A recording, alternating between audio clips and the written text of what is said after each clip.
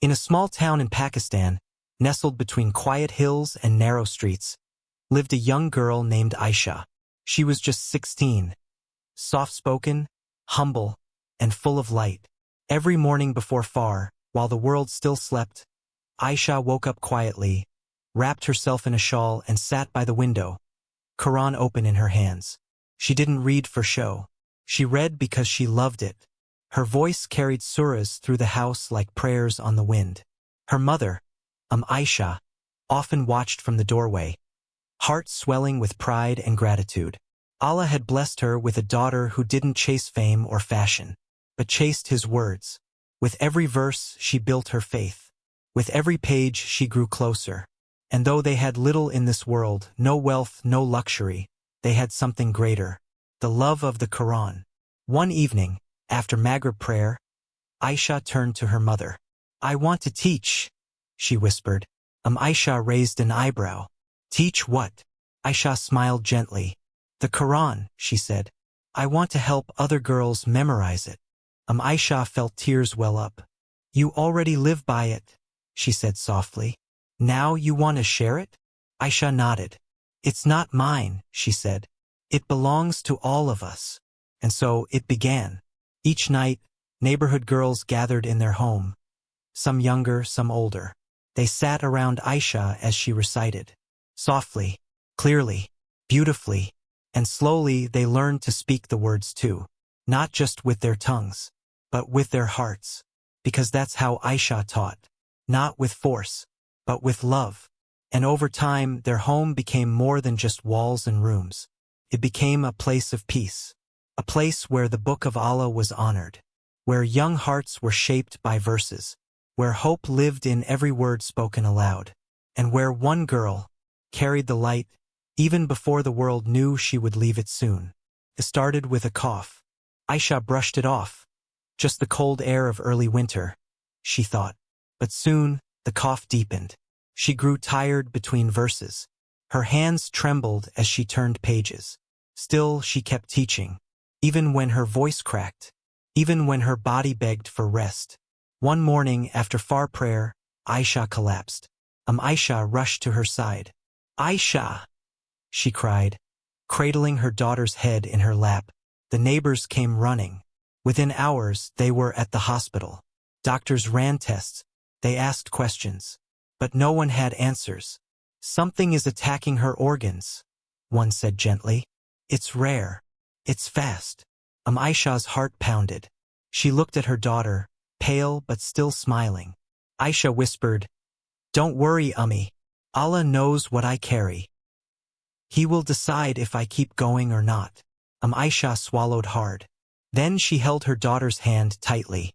"I'll never stop praying for you." Aisha gave a weak smile. "And I'll never stop reciting His words." Back home, the illness worsened. Aisha couldn't leave her room. But even in bed, she didn't stop learning. Each evening, she called her students to sit beside her.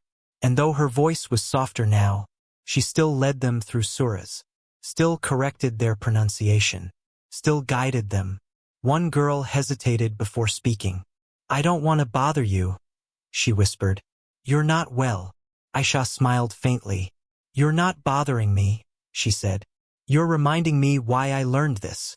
She reached for the Quran on her nightstand, then added, "I memorized these words so I could teach them. So even if my body breaks," her eyes met theirs, "my voice can still guide someone." The girls sat quietly. Then Layla, her best friend, asked, "What if you can't teach us anymore?" Aisha closed her eyes briefly. Then she whispered, "I'll still be listening, in this life or the next." And somehow that made everything feel heavier, because now even she knew this journey might not last long, but her lessons would, forever. The days grew quieter. Aisha's strength faded, not all at once, but slowly, like a candle burning low. Still, she didn't stop reciting. Even between coughs, she whispered verses. Even in pain, she hummed surahs. Even when sleep pulled her under, her lips moved in the dark. Her mother sat beside her every night, holding her hand, listening to her voice. One evening, As Aisha lay still for longer than usual, Aisha whispered into the silence. "Do you feel afraid?" Aisha stirred. Then she opened her eyes, soft, steady. "No," she said gently. "I feel safe." Aisha blinked back tears. "Because of the Quran?" Aisha gave a small smile. "Yes," she whispered. "It's my home, my peace, my light." She reached for her mother's hand. "And it will carry me forward," she added, "when I leave this world." Aisha felt her heart break slightly, but she held onto her daughter's fingers tightly. "I'll miss your voice," she admitted. Aisha leaned into her. "But you'll still hear it," she said. "In the verses, in the prayers, in the dreams." And somehow, that made everything feel less heavy. Because even if her body was failing, her faith remained unshaken. Aisha stopped leaving her bed.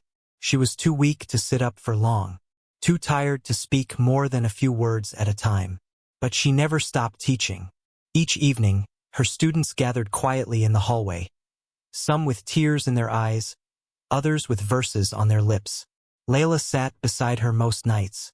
She read aloud from the Quran, pausing when Aisha raised a trembling hand, then whispered corrections.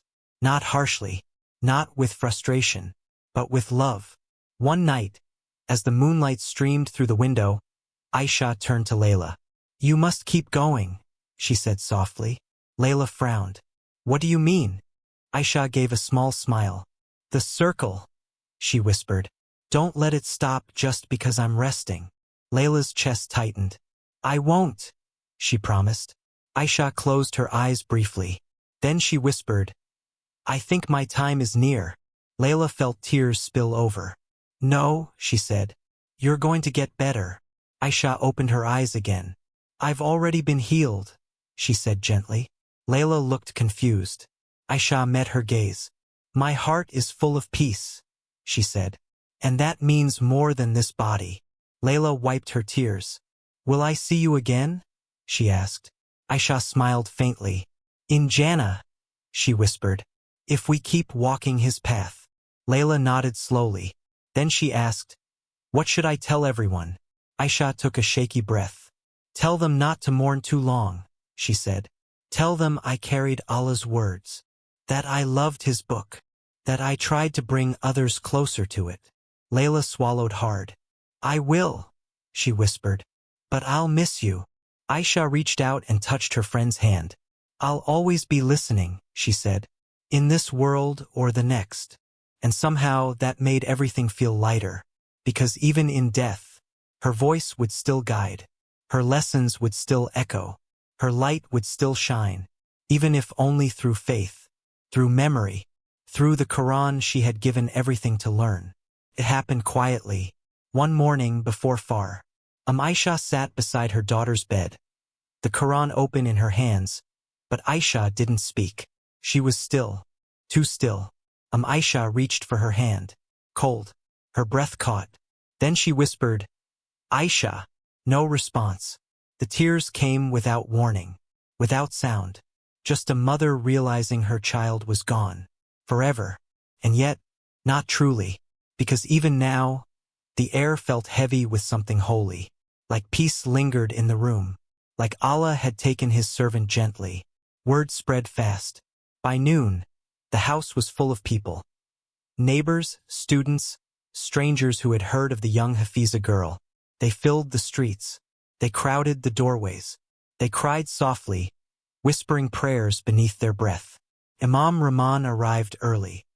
He looked at Aisha's still face and saw something beyond death. Peace, light, something untouched by pain. He turned to Aisha. "She left this world beautifully," he said gently, "with faith on her lips and hope in her heart." Aisha nodded slowly. "I never saw her angry," she whispered. "Never heard her complain. She loved life, but wasn't afraid to leave it." Imam Rahman gave a warm nod. "That is true devotion." The janazah prayer was held in the mosque courtyard, not inside. Too many people came to pray for her. Men stood shoulder to shoulder. Women wept silently behind the crowd. Even strangers felt the weight of the moment. Imam Rahman led the prayer, voice steady, but eyes red-rimmed. When they finished, he stepped forward. She was only 16, he began. The crowd listened carefully. But she carried more wisdom than most adults ever will. He paused. She memorized the Book of Allah, he continued. She taught others. She lived by faith. And now, may she find peace in the next world. The men raised their hands and prayed for her family, for all who would carry her story forward. As they lowered her into the earth, Aisha closed her eyes. Tears streamed down her face. She whispered, "You were my light here. Now you're in his light." Layla stood nearby, holding Aisha's Quran, the one she used to teach from. She traced the cover gently. Then she whispered, "I'll keep reading. For you. For me. For everyone who needs your voice." And somehow that made everything feel less broken. Because though Aisha was gone, her lessons remained. Her love stayed. Her light, still shining, just in a different way. The house felt heavier after Aisha's passing. Not with noise, not with anger, but with silence. Aisha sat in the same spot where she had held her daughter's hand during final moments. She stared at the Quran resting on the table, still open to the page they had last read together. Aisha's voice was gone from this world, but somehow it lingered. In every surah Aisha recited. In every prayer she whispered beneath her breath. In every moment she closed her eyes and remembered her daughter's smile. One morning, a neighbor named Khalid arrived at the house. He stood quietly at the doorway, not to speak of death, but to honor life. "I want to build something," he said gently. Aisha looked up. "For her." Khalid nodded. "A shade over her grave," he said. "She gave so much light while she lived. She deserves peace now." Aisha blinked back tears. Then she whispered, "Thank you." Khalid smiled warmly. "No," he said. "Thank you for raising someone like her." And with that he walked away, not to forget, but to build, to remember, to honor. Because Aisha's story wasn't just about death. It was about devotion, about how one girl chose faith above all else. Even when her time was short, weeks passed, but people kept visiting Aisha's grave. Not just family, not just neighbors, strangers too. Some came quietly to pray. Others brought their children, whispering stories of the young Hafiza who had memorized the Quran by heart. One day, a blind man arrived with his son. They stood beside the grave and recited Surah Yasin. That night he dreamed of Aisha. She stood before him, reciting verses in a voice that felt like light. When he woke up, he could see. His son gasped when he looked at him. "Abba," he whispered, "you're looking at me." The man blinked back tears. "I am," he said softly, "and I think she gave me this." He returned to Aisha's grave the next morning and placed a small gift beside it, a new copy of the Quran. "This is for you," he whispered, "for your reward, for what you gave me." And somehow that moment changed everything, because now people started coming not just to mourn, but to hope, to ask for healing, for guidance, for peace. And they believed. Aisha was still listening, still guiding, still helping. Even from beyond this world, the circle never stopped. Even without Aisha, the girls still gathered, now in a small community room near the mosque. They sat together reciting surahs, correcting each other's pronunciation, sharing stories of how Aisha had changed them. One evening, Layla stood before them, holding Aisha's old Quran. "This was hers," she said gently. "She used to read from it every night. And now we do too." The girls nodded. Some smiled through tears. Others clutched their own copies tightly. And when they began reading together, something shifted.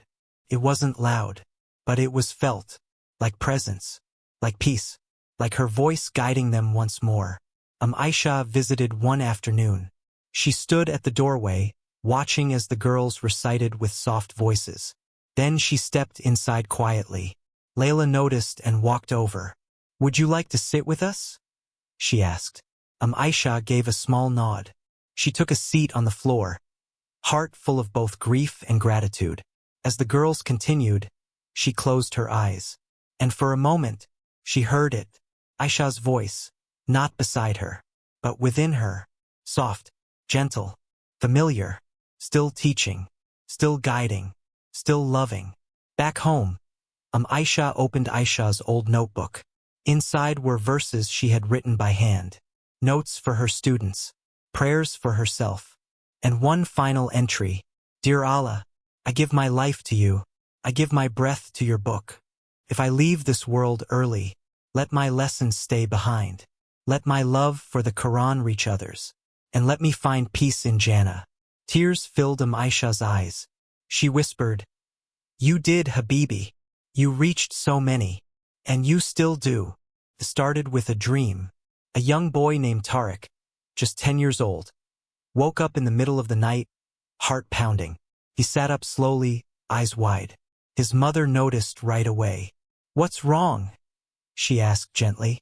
Tariq looked at her. I saw Aisha, he whispered. His mother blinked.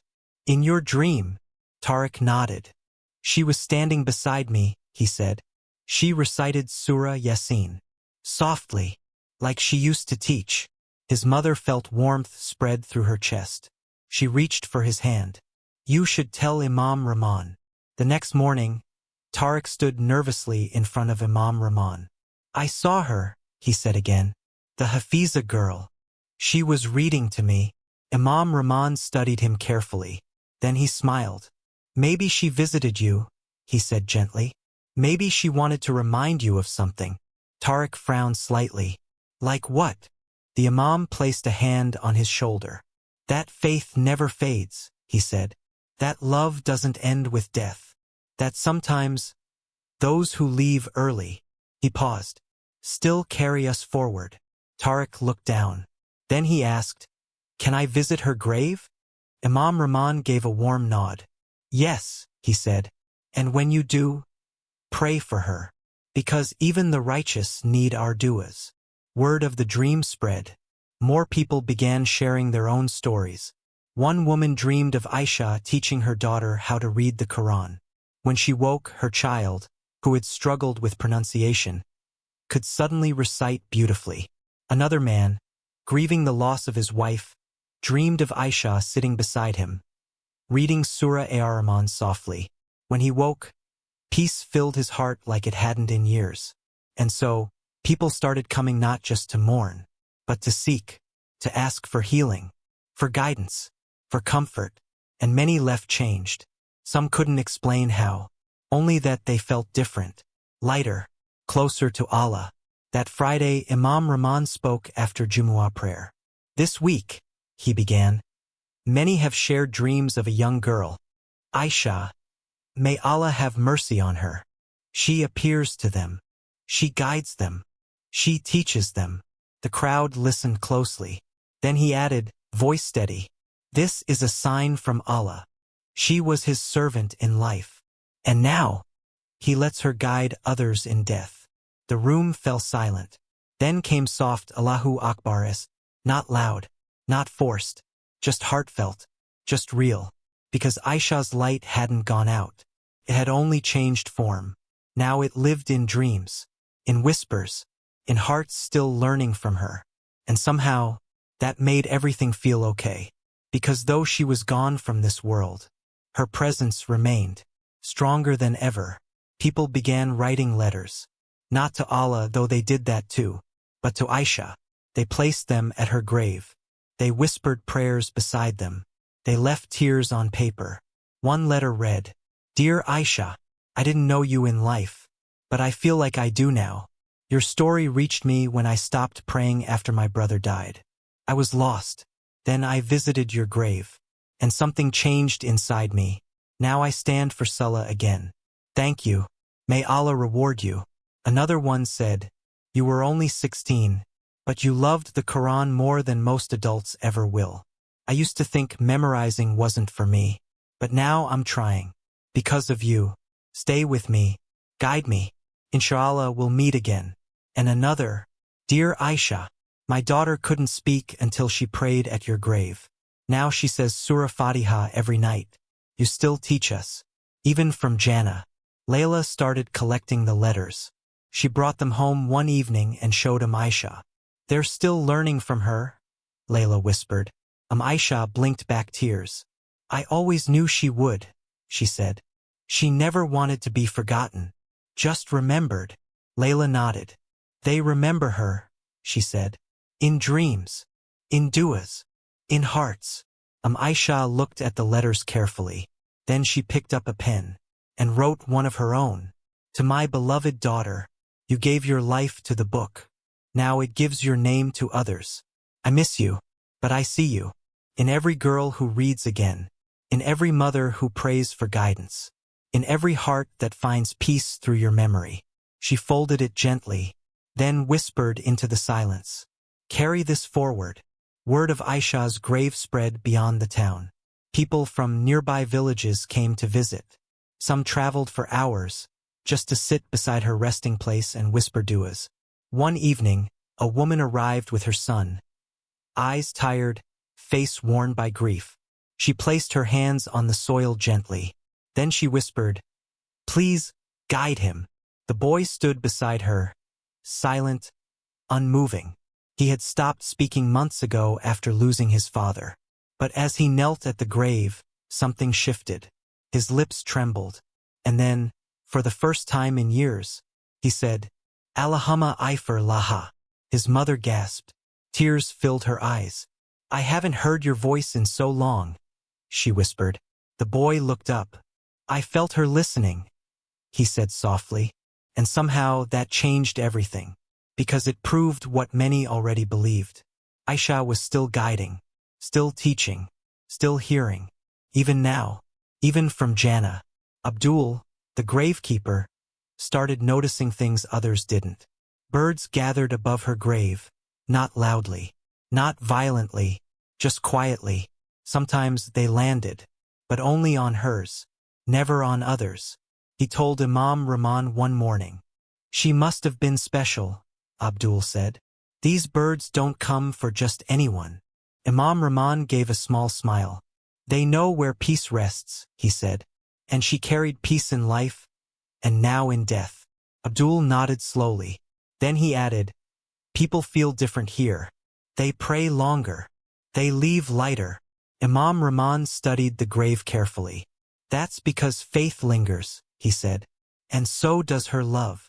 Aisha visited often. She sat beside the grave with her daughter's old Quran in hand. She read aloud, not just for herself, but for Aisha, and for those who came seeking. One day, a young girl approached her. "I used to skip Salah," she admitted, "but I heard your story, and I wanted to change." Aisha smiled gently. "You can," she said. "Allah is Al-Ghafir.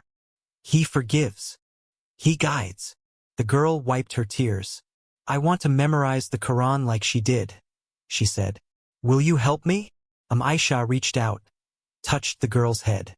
"Yes," she whispered. "My daughter would have loved that." And with that, another soul found its way.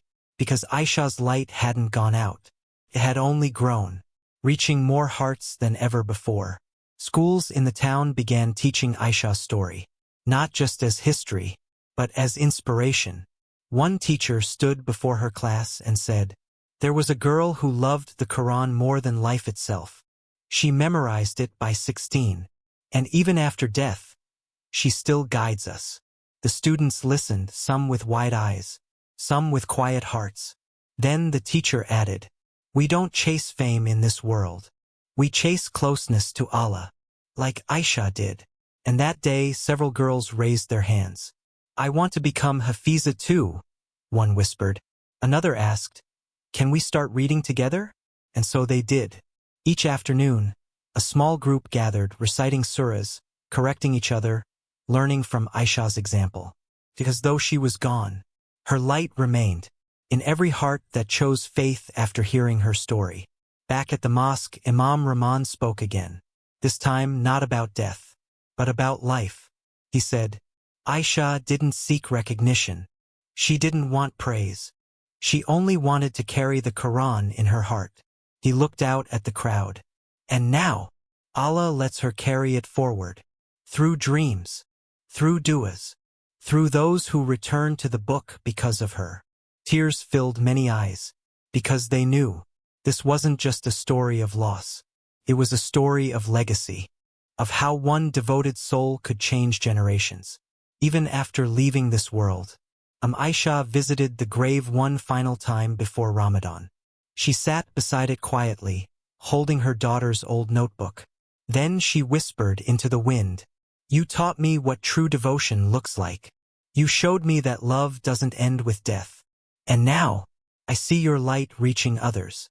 She wiped her tears. Then she added, "May Allah accept you.